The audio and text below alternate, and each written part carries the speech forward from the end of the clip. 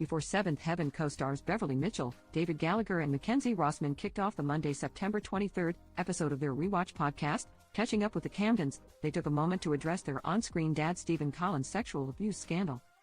All forms of abuse, sexual abuse of any kind, is inexcusable, and victims of abuse need to be shown compassion, and they should be given support, said Gallagher, 39. This isn't the first installment of their podcast, but it did mark the first rewatch recap. It would be impossible not to talk about Stephen since he was such a big part of the show and our lives, but we want to be clear, we did not have any inappropriate experiences with Stephen, Rosman, 34, clarified.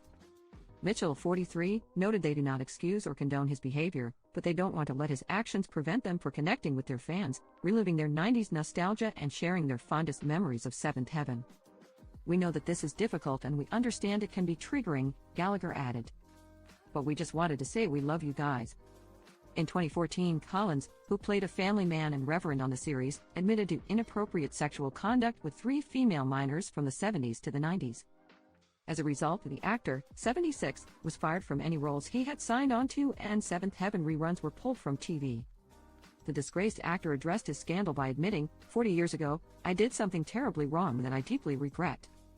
I've been working to atone for it ever since. I've decided to address these issues publicly because 2 months ago, various news organizations published a recording made by my then-wife, Faye Grant, during a confidential marriage therapy session in January 2012, he explained. This session was recorded without the therapist or my knowledge or consent. The No Ordinary Family alum noted that he apologized to one of the women 15 years later. And she was extraordinarily gracious. But after I learned in the course of my treatment that my being direct about such matters could actually make things worse for them by opening old wounds, I have not approached the other 2 women, one of whom is now in her 50s and the other in her 30s, he added.